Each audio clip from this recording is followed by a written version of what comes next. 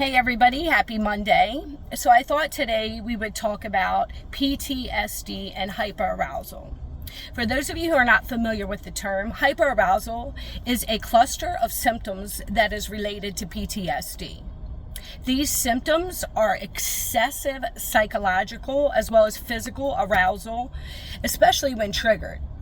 Now remember, if you have PTSD, a lot of times senses lead to us being triggered. So whether it's sight, hearing, smell, touch, any of our senses, right? Also, hyperarousal is the state that we're in and how our body reacts when exposed to a specific threat or when the body thinks it's in danger, right?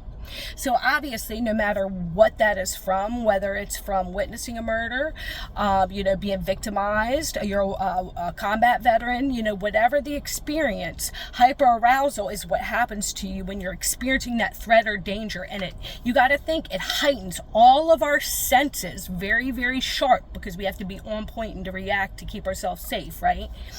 So, when we think about this, our body preparing for a threat or danger, emotions and those physiological changes that are occurring in our body are going to cement that memory into our subconscious mind. If any of you watch my videos my video from yesterday, we talked about, being triggered and how that trigger, you may not even have an actual real threat in your environment. It may just be it's taking you back to that subconscious memory that is, imprinted in your brain, right? So when we think of hyperarousal as this cluster of symptoms that is related to PTSD, very excessive. This hyperarousal state is producing these automatic responses. And those of you who experience a lot of trauma, especially over the years, you have to think your brain is being wired, your stress response system between your endocrine system as well as your brain stem and your entire body and your central nervous system, and all of that is overly stimulated in repeated trauma, or maybe you're in a war zone, and you have to be on that heightened alert. That's hyperarousal, right? During this time, our body's obviously going to reduce all these chemicals that help to prepare us for that threat or that danger, such as cortisol, adrenaline, and norepinephrine. I always have trouble saying that word, but norepinephrine, which helps to raise our blood pressure so we can act agile and on point, right? If you think about it, the more we experience these events and these physiological changes in our body, it definitely leads to, all these health concerns later in life. And obviously, the chances of people living a less amount of time in their lifetime, right? Now we have a term called chronic hyperarousal. Hyperarousal is, with this stress response system being overactivated, as well as our brain chemistry, and we think of our senses coming up to our central nervous system and then going into our brain to determine what to do. When we're faced with a threat or danger, those neurons are going to go straight to our amygdala that is basically to fight or flight and help us figure out what to do, right?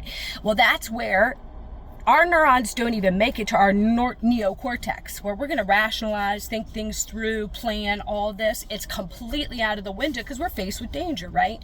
So those neurons are going to, our endocrine system to release these chemicals that I just mentioned, cortisol, adrenaline, all these they're not harmful if they're used, in a normal lifestyle to people who have not been exposed to repeated trauma, right? That's why it's so harmful for your health. Well, besides this, with these neurons moving in these paths over and over again, now you have neuron pruning, which means, the normal pathways that we would need going to our prefrontal cortex and our neocortex are being pruned because they're not being used, right? So now we have even a greater chance of reacting through hyperarousal and an overactive stress response system and then behaving in that way because it's producing all of these chemicals, right? So it's really interesting when you think about this because hyperarousal symptoms related to it include, think about if this is you, right? Irritability, right?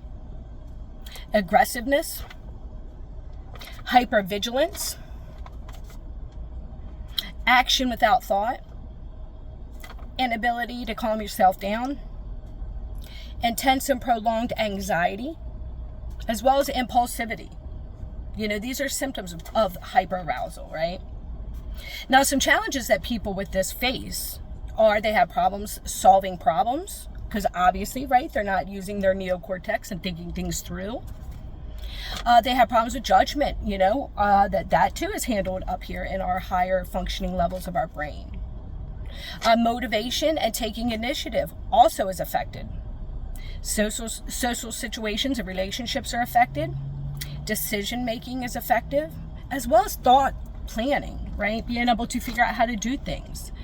So I thought about these symptoms and these challenges, and I know a lot of these have occurred throughout my own life, but I'm curious, if you care to share below in a comment or whatever, how many of these have you experienced through PTSD?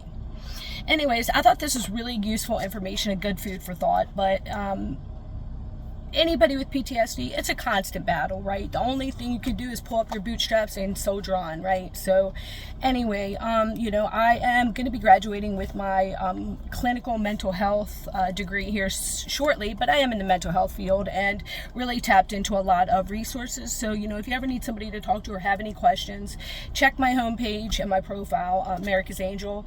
It does have a link to my website as well as an email. You can reach out. I'd be glad to help anybody if you're struggling or just need somebody to talk to or would like some advice or just a listening ear. Anyway, God bless everybody. Take care and look out for one another.